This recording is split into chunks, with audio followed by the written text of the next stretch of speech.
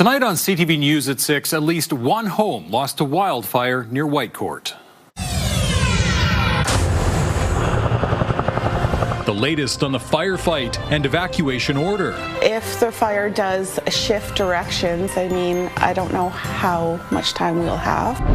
A fiery crash involving the Valley Line LRT. And smash and grab of violent jewelry store robbery.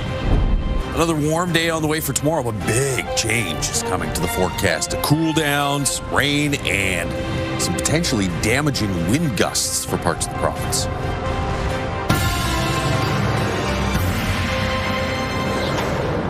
CTV Edmonton, local breaking news with Jeff Hastings. Good evening. One house is lost and more than 100 people are waiting for wildfire danger to pass so they can return to their homes. Conditions are challenging for crews working to keep the fire away from nearby Whitecourt. CTV's Connor Hogg is there. Connor, what's the latest from the front lines? Jeff, Alberta Fire says wind is a major factor right now. It's expected to continue to be one throughout the evening.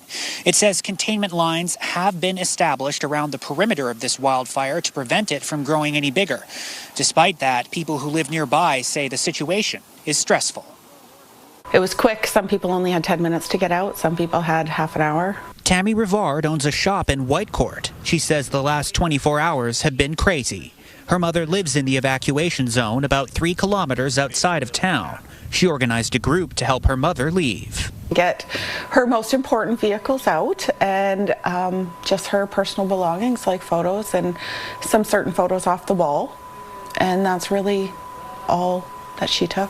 Rivard is spending Tuesday trying to keep busy stocking shelves, thinking about the land that is burning and how close it is to her home. Our forest outside of Whitecourt is probably very old, and right now it's just a little tinderbox because all that old grass is still there. If the fire does shift directions, I don't know how much time we'll have.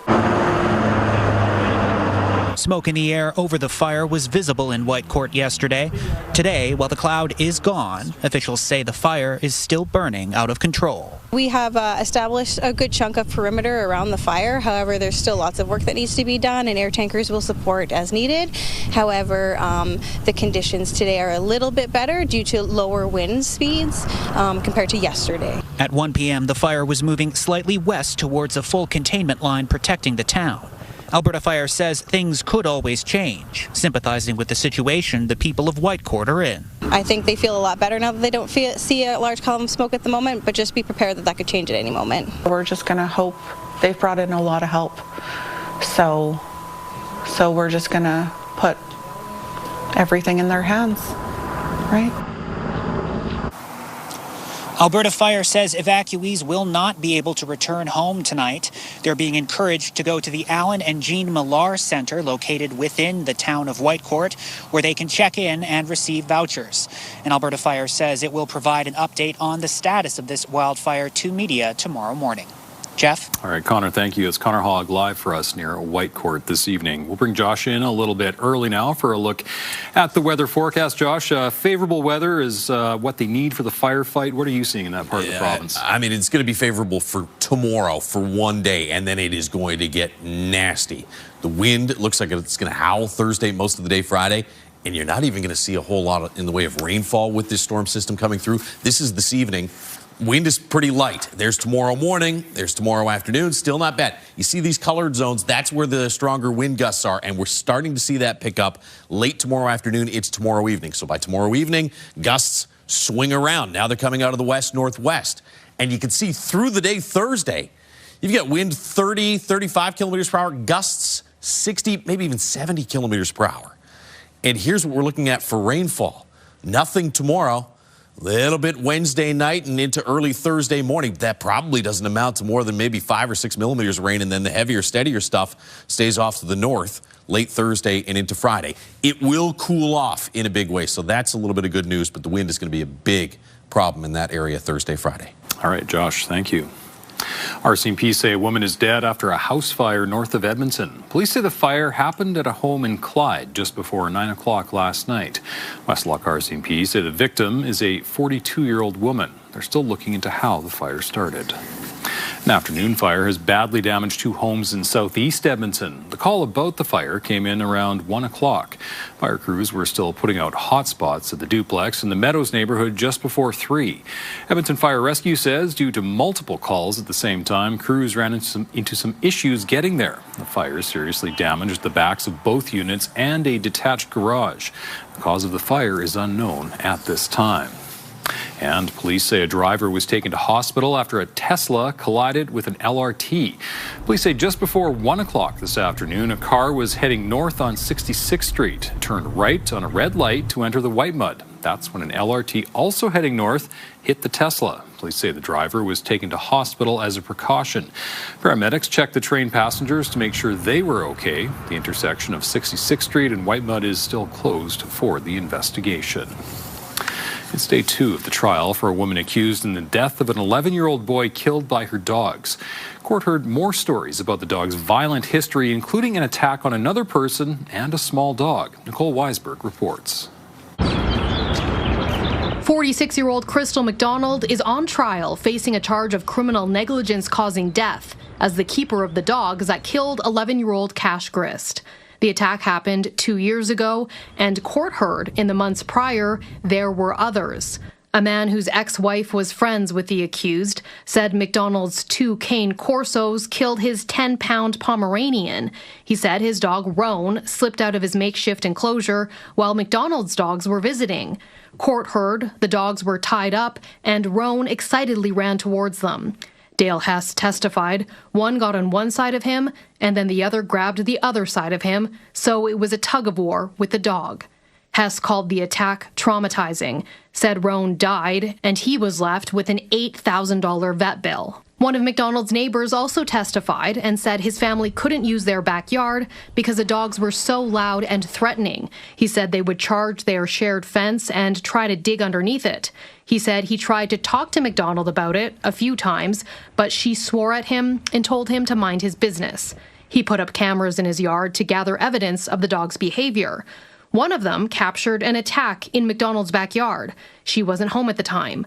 Raymond Grumbach testified he and 2 friends were waiting for her to arrive. One friend started playing with the dogs in the backyard when she fell. Court saw video showing both dogs quickly run over, then screams. "They're biting me," she yelled. Grumbach helped restrain one of the dogs and said the friend was driven to the hospital with several bite marks. The defense told the judge in his submissions he plans to argue these past incidents are not relevant to the one involving Cash Grist. That will happen after we hear from all of the Crown's witnesses. Reporting from the law courts, Nicole Weisberg, CTV News. Police are trying to identify 5 men who were caught on camera robbing a jewelry store.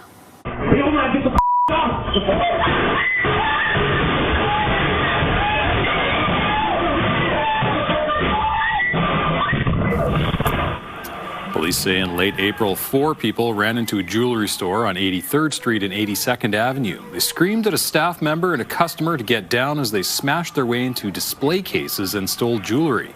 Police say they were in and out in less than a minute. Another person waited outside in a black Hyundai Santa Fe and acted as the getaway driver.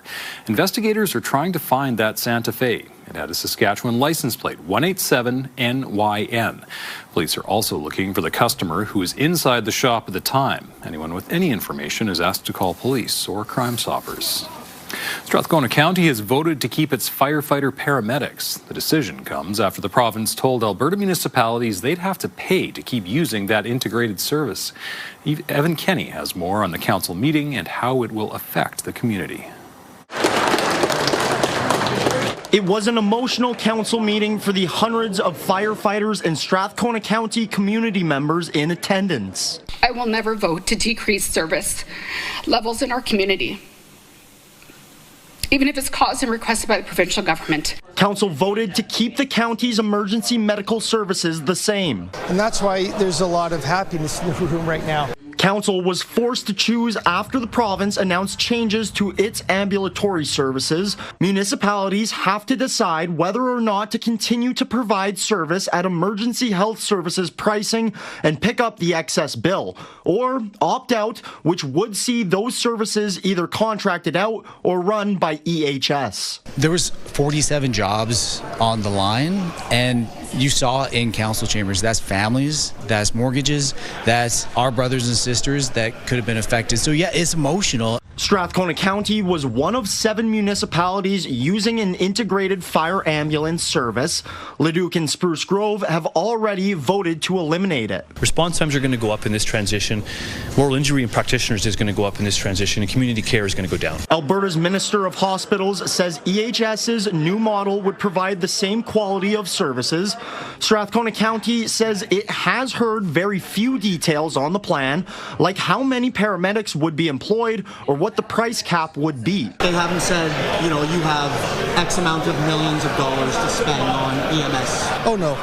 It never should have come to council. It should have been funded adequately to begin with. The decision will increase Strathcona County's budget next year by about $2.3 million. Evan Kenny, CTV News, Sherwood Park. Some nurses say they're dealing with more patients experiencing a mental health crisis. So nurse practitioner students attending Norquest will soon be learning in a different way. As Curtis Goodrum shows us, students will be learning less in the lecture hall and more on the front line.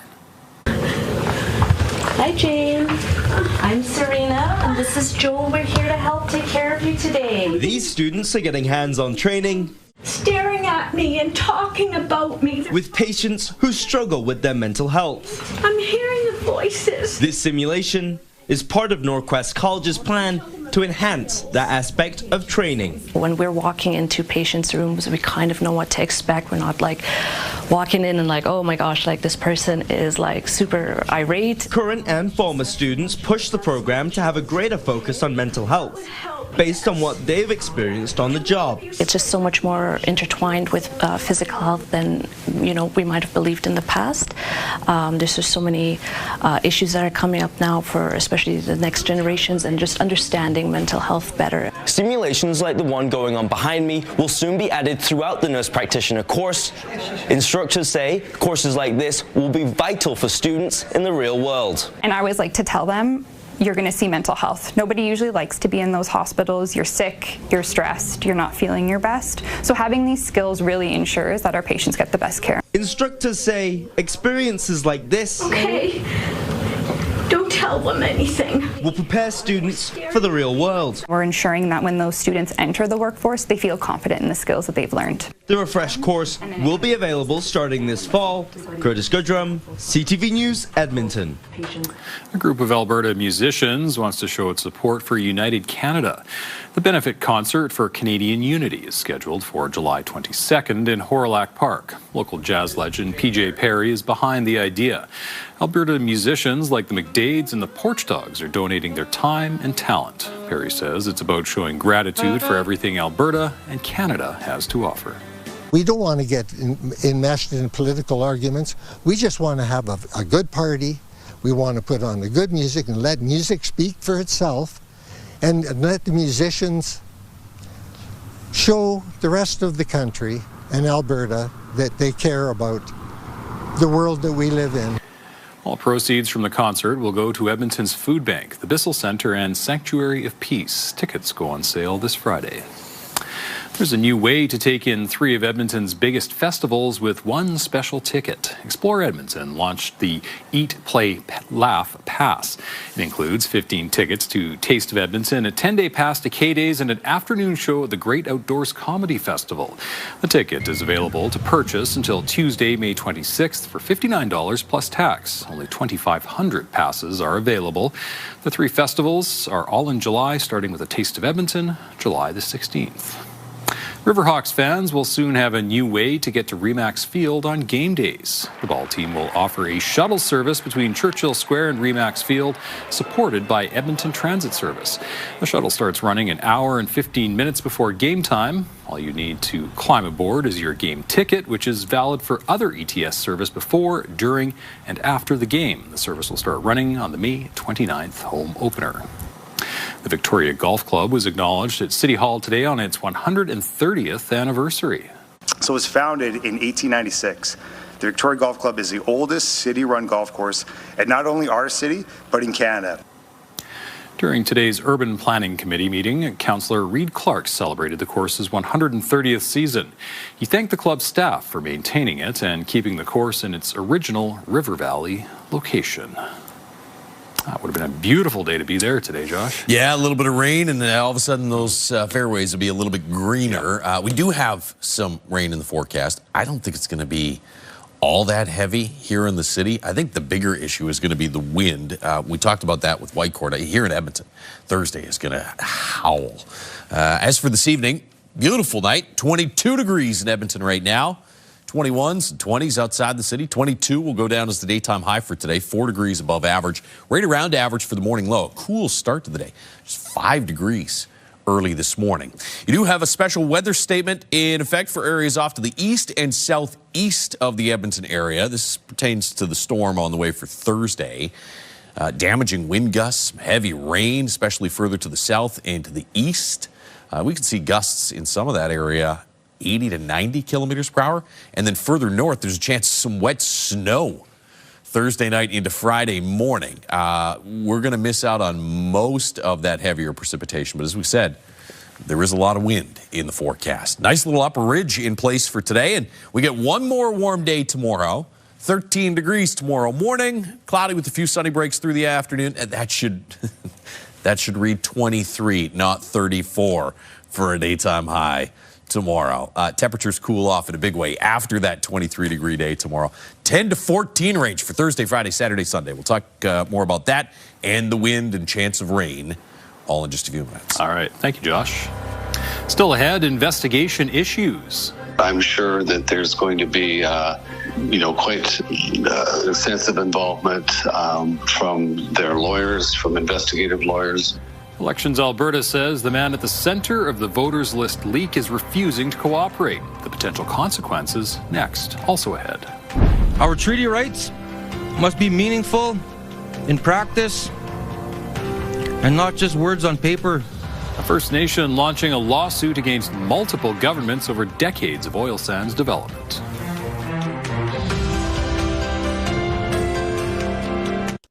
Programming brought to you by James H. Brown Injury Lawyers, the heavy hitters of injury law.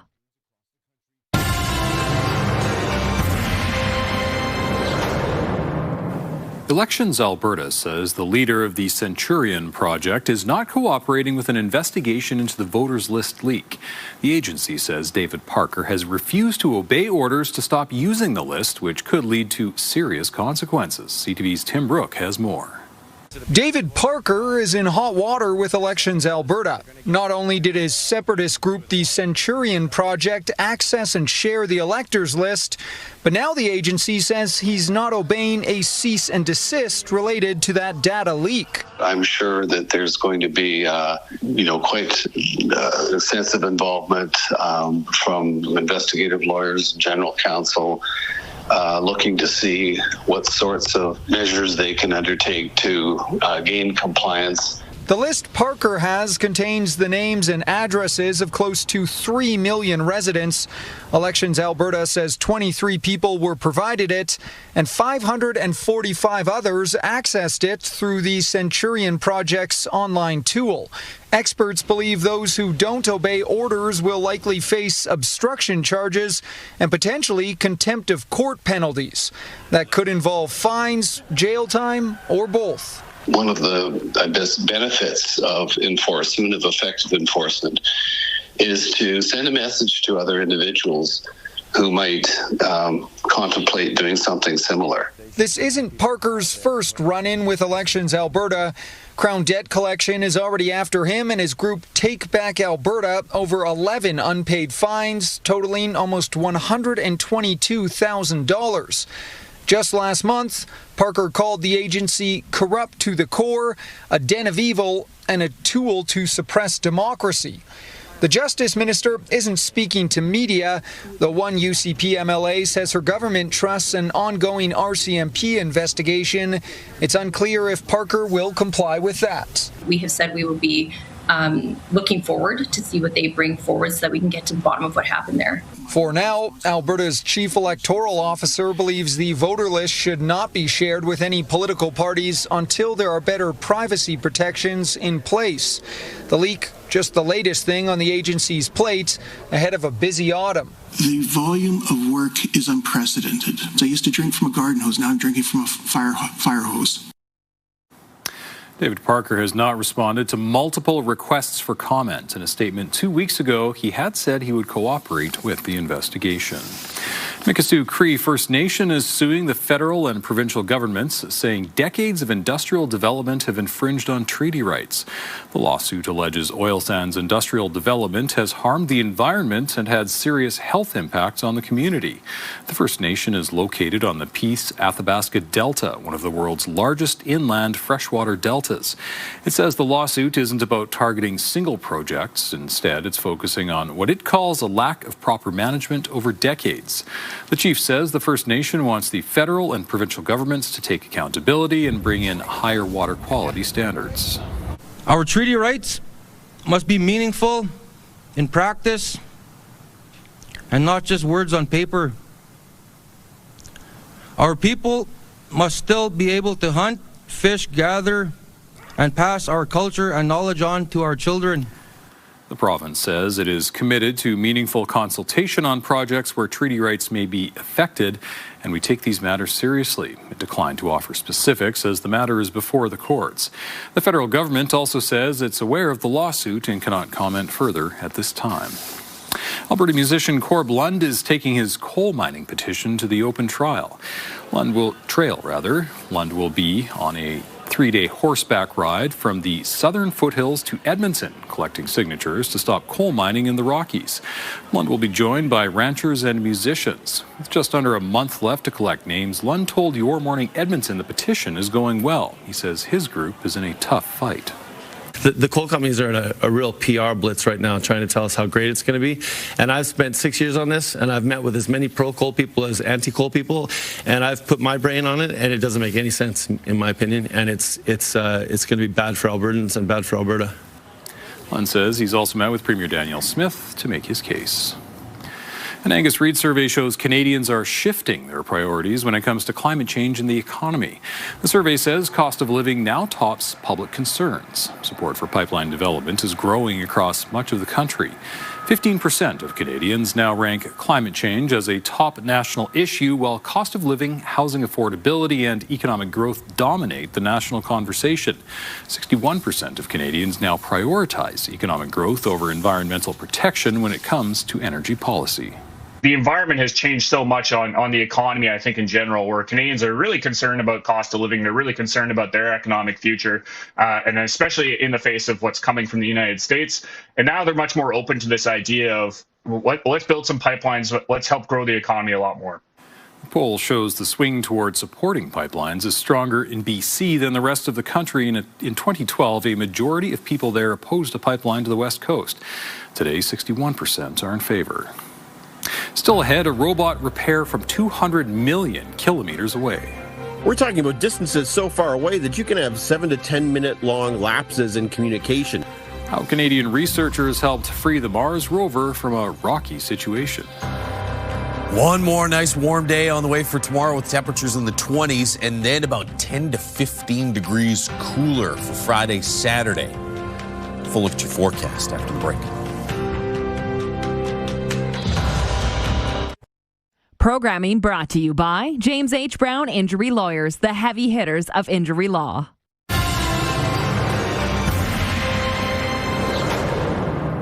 A NASA Mars mission took an unexpected turn when a large rock hitched a ride on the Curiosity rover. The rock was stuck to a robotic arm holding a key scientific instrument monitored by Canadian researchers. As CTV's Spencer Turcott reports, they had to fix the problem from more than 200 million kilometers away. Repairing a robot with a rock stuck to its arm sounds like a tall task to begin with. But what do you do when that robot is on Mars and you're not? You saw that something is not working or not normal. Then you looked at the pictures, woo. NASA's Curiosity rover found itself in a sticky situation, all thanks to its curiosity. It drilled a sample from a 28-pound rock, but when the rover retracted its arm, the entire rock lifted from the ground, firmly attached. We are looking at rocks, we are figuring out what they are made of, how they look, and once in a while we drill into the rock to extract powder to be analyzed by two big instruments looking for mineralogy and one looking for even organic material. It's not as simple as telling the robot to shake it off. And with so much vital equipment on the rover, including the University of Guelph's alpha particle X-ray spectrometer, this became much more than a strange moment caught on camera. We're talking about distances so far away that you can have 7 to 10 minute long lapses in communication. So an entire strategy had to be come up with. To my knowledge, they have not yet had this problem. NASA engineers tried vibrating the drill to remove the Martian rock. No luck. Then they repositioned the arm. Still, the rock refused to let go. But after about a week and multiple attempts, the rock was freed, sending it crashing back to the red planet's surface. Woo! The rover survived without damage, as did the scientific instrument operated by U of J researchers. I think people are nervous when you have an issue like this. Is this the end of the Curiosity rover? Well, in this case, it wasn't. We were able to push through and continue to gather data from it for hopefully years to come. So Curiosity can now roll on with its Mars mission, making sure it leaves no stone unturned. Spencer Turcotte, CTV News, Kitchener. Well, certainly not a boring week to be a meteorologist. Lots of variety. Yeah. All I can think about is I need a cool name like Orbex. Orbex, yeah. Man, that's good. I don't even know what he was talking about. I was so distracted by his name. There's a look at the River Valley Sky Canvas brought to you by Action Furnace. Fixed right or it's free. 22 degrees, which is not only the current temperature, but also the daytime high. It was actually 22 earlier this afternoon. Then we slipped to 21. Now we're back to 22. It's 23 for a high in Red Deer, 22s in Jasper, Fort McMurray, and Lloydminster. Nice little upper ridge in place. That'll be with us for one more day tomorrow. Although later in the day, we're going to start to see a low pressure system develop over parts of central Alberta. We'll show you what that will do precipitation-wise in a moment. There's tomorrow morning. A mix of sun and cloud and mostly cloudy skies in the Edmonton area. There's your rain out ahead of the low and behind the low by tomorrow afternoon. Could see some heavier pockets of some rain there back further to the west. And then looks like tomorrow evening we'll probably see some of that precipitation roll through the Edmonton area. Models are kind of all over the place with how much exactly we get here in the Edmonton region, so don't place too much faith in any precipitation estimates. I think the big story with this is that, yes, we'll probably get some moisture. I think the wind is going to be the bigger issue as opposed to sort of heavy, steady rain. I don't think it's going to pour all day Thursday. We'll probably see some showers, especially early in the day, and then the heavier rain is likely mostly off to the east and north of the city by tomorrow afternoon. Look at this snow that develops overnight Thursday night into Friday morning from the Peace Country, down through Slave Lake, down into east central parts of the province. Gets really close to the Edmonton area. I've put a slight chance of some scattered precipitation in the forecast for Friday and Saturday. Both of those days don't really look like heavy precipitation. If we are going to see some steadier rain, it's going to be Thursday, and that will also be the windiest day. Here's your wind forecast. We showed you the one for Whitecourt a little while ago. Here's tomorrow morning. Still not bad in Edmonton, starting to pick up in through east central Alberta. Again, the colored zones are where you have the strongest wind gusts. There's tomorrow supper time. There's tomorrow evening, 20 gusting to 30. And there is Thursday. By Thursday morning, gusts to about 60 kilometers per hour. 60 to 70 kilometer per hour gusts right through the day. And even stronger off to the south and to the east. Could see gusts 80 to 90 kilometers per hour. So we'll likely have some warnings of several different varieties by Thursday across the province. 23 in Red Deer right now. It's 22 in Edmonton, 21's Fort McMurray and Grand Prairie. So we said the wind stays light for the rest of tonight, pretty much all day tomorrow. Cloudy with a few sunny breaks. Then a chance of some rain tomorrow evening as the gusts start to kick in. 60 to 70 kilometer per hour gusts on Thursday. Still pretty gusty Friday morning. I think by Friday, late in the day or early Saturday, the wind should start to back off. 10 to 14 range for daytime highs Thursday, Friday, Saturday, Sunday. A little bit better by Monday. I mean, the sun starts to break through the clouds, it looks like Sunday, and we're back closer to average by Monday. Thank you, Josh. Coming up, Canada-wide competition. The headline for everybody that they need to know is that Canada will lead the world in defense finance. What is a defense bank and why are so many cities keen to host it? Programming brought to you by Century Casino. 3 great locations: Edmonton, St. Albert, and Century Mile. Programming brought to you by Alberta iGaming Corporation. For integrity, for fun, for Alberta.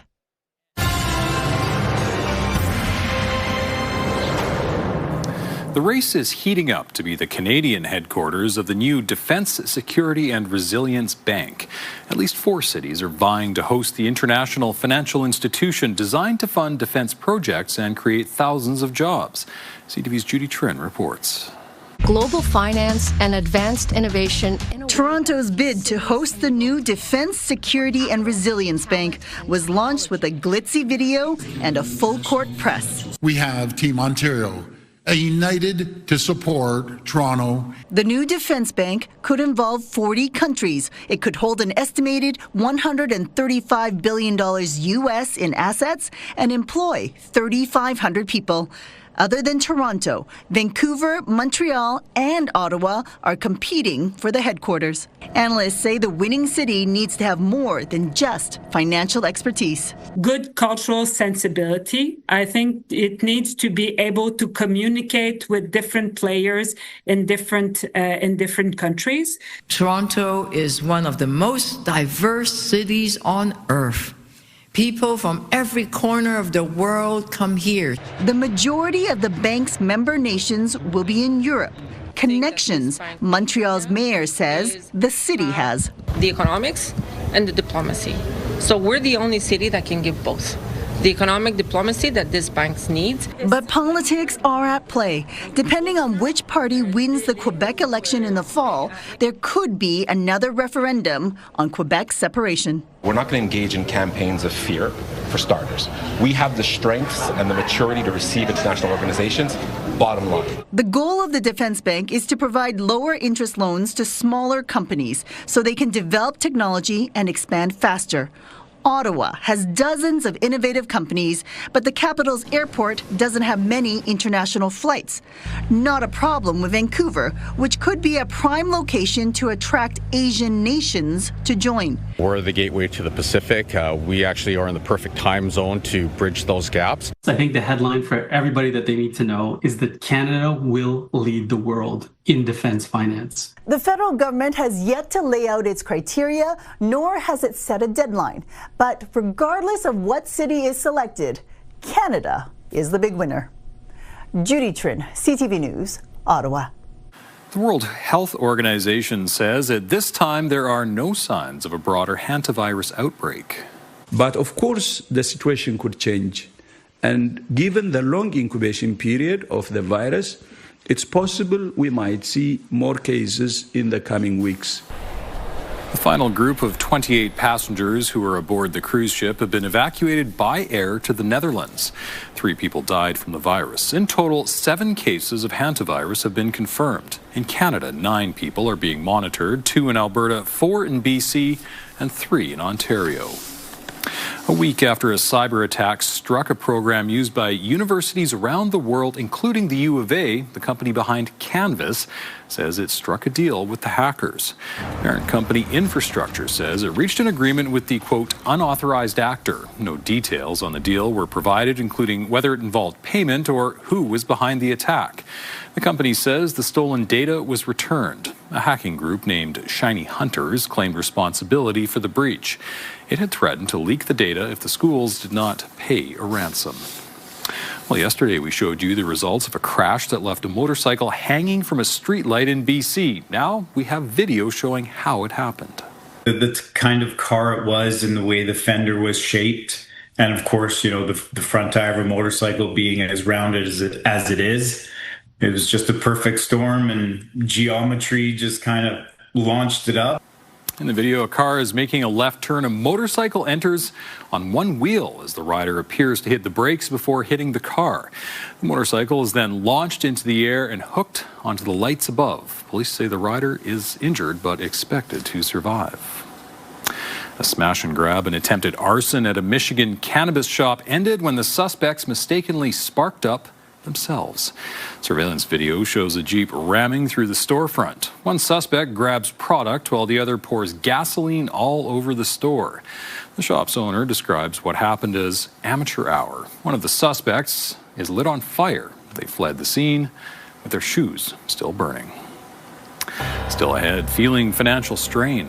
I'm not surprised by these numbers. We know that about half of Canadian households are living paycheck to paycheck.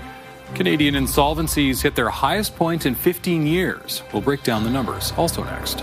I do feel betrayed by the government. A message some Canadians are trying to share by refusing to send in their census.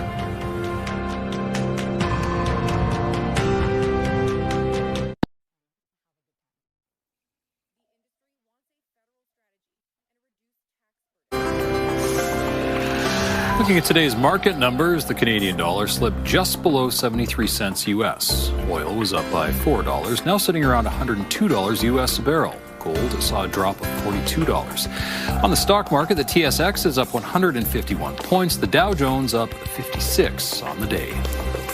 The number of Canadians filing for insolvency is at its highest point in 15 years. The three main factors hitting budgets hard are housing, car loans, and the rising cost of food. Pat Foran has the latest numbers. According to the Office of the Superintendent of Bankruptcy, more than 37,000 Canadians either filed a consumer proposal or declared bankruptcy during the first 3 months of this year.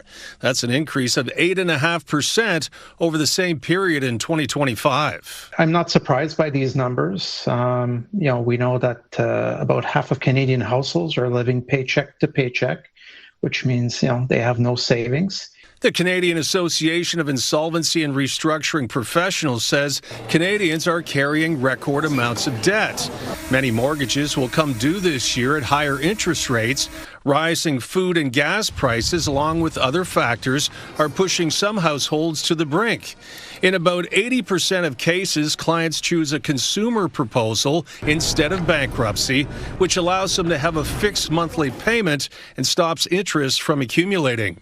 Most of the time, they will pay less than what they owe. It's based on their budget and capacity to pay. And you keep your assets in a proposal. In a bankruptcy, you may lose assets. The rate of increase in insolvencies is a lot worse in Ontario than it is in the rest of Canada because we are the engine of the economy.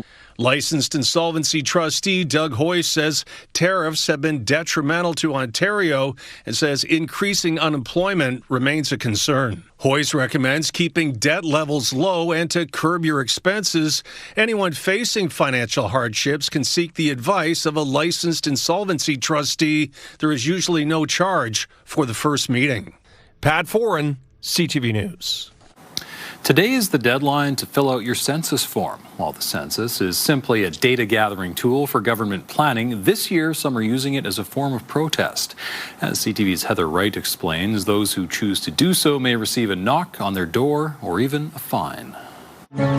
During the last census in 2021, roughly 98% of Canadians filled out the survey, a vital tool according to Statistics Canada that helps governments make informed decisions. I do feel betrayed by the government. But some are choosing not to fill out this year's census as a way to protest the Carney government in the series of floor crossings that helped the Liberals secure a majority government last month. We voted for a minority government. We didn't vote for a majority government. Why can't we have a say? While Canadians have been asked to fill out the census by today, it's not technically a deadline. If people don't fill it out, they could receive follow-up phone calls or in-person visits until it is completed, which is required by law. Those who refuse could receive a fine of up to $500. It's a key part of our democracy, but it's also fundamental for the basic services the government provides. You're going to want to know where the population lives if you're going to place a school, a hospital, a fire station, a police station. If you're planning transit routes, you need to know where people live and where they work.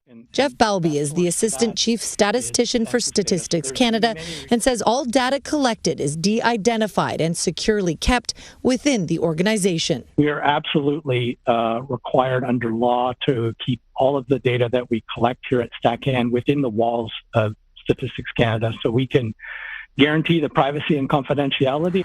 Statistics Canada says it is still too early to know how many people have refused the census, but they say according to preliminary numbers, the response rate this year is comparable to in the past. Heather Wright, CTV News, Brampton, Ontario. Dunkin' is planning a Canadian comeback. The U.S. coffee chain has signed a deal with Foodtastic, the restaurant group behind chains like Second Cup and Freshie. It will first expand in Quebec and Ontario, then to other parts of Canada. Dunkin' once had hundreds of Canadian locations before pulling out of Canada in 2018. Coming up, sheer joy. It was wonderful. It was 2 hours and they got more done than I could have in a week. How one farmer's turned his flock of sheep into a gardening service.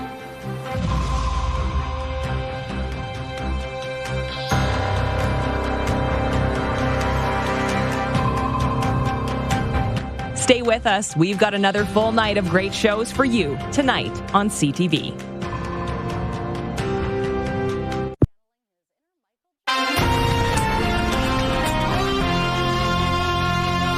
We're just days away from the May-long weekend when many Edmontonians turn their attention to yard work. Down in Virginia, one company is offering a lawn service you may not have heard of. Julie Carey has more. All right, come on out, cookies and cream. You can go out, Gabbers. There you go, Gabbers. All right, one at a time. It's a flock of sheep that can't wait to get to work. Their job, ridding this Woodbridge yard of weeds, including poison ivy. So these are baby doll Southdown sheep. They're an heirloom breed that is really people-friendly and easy to control. So for a suburban environment, it's ideal. Water up! In 2015, Shepherd Corey, as he's known, and his wife bought a farm in Fairfax County. Corey says a passion for the environment and regenerative agriculture led him to see what he could do with sheep. He says he discovered in his own pastures they were great at eating weeds. Lamb Mowers was born. But they have really ventured out into the woods a little faster than I was expecting. Corey says the company has evolved. I started out with the idea of being a mowing service and kind of transitioned into being a weed and feed service where our sheep eat the weeds and fertilize the yard. Shepherd Corey and Shepherd John start each job by fencing off the work zone, and they do some of the weeding themselves. It was wonderful. It was 2 hours and they got more done than I could have in a week. Oh, that's pretty awesome. And they were fun to watch. Indeed, lamb mowers often draw a crowd of neighbors, and it doesn't take long before the little lambs can gobble weeds along with the big ones. Corey knows them all by name. So Sunday is the mother of Matcha and Boba, the littlest one. Jobs last 2 hours because after that, the sheep need time to digest, to chew their cud. And when it's time to move to the next job, Corey's call and the rattle of the feed pan provide the signal. Let's go, sheep! Bye, sheep! Corey says while most customers hire lamb mowers for their weed-eating ability, others see this as just pure sheep therapy. So we bring joy everywhere we go. Our sheep are just really friendly, sweet animals that like to say hi to people. All right, one last look at your forecast. Should be a nice day tomorrow. Beautiful evening underway right now. We'll get to about 23 for a high tomorrow. Cloudy with a few sunny breaks. Chance of some showers tomorrow evening. Wind stays pretty light for most of the day, but tomorrow evening the wind starts to gust. Thursday, 60 to 70 kilometer per hour gusts. Friday, still gusting to about 50 or 60 kilometers per hour, at least through the first half of the day. I think the wind will die down a little bit for the weekend. Cooler air sinks in. 10 to 14 range for Thursday, Friday, Saturday, Sunday. Little bit better for the end of the long weekend. Back into that 17, 18 range with some sunshine on the way for Monday. But it's going to get a little stormy here Thursday, Friday. All right. Thank you, Josh. And thank you very much for sharing your time with us. For news anytime, visit our website, CTV News Edmonton. So sad. Yeah, the weather's getting worse. It's May long. Everyone's. May long. Yeah, don't go camping. It'll be cold.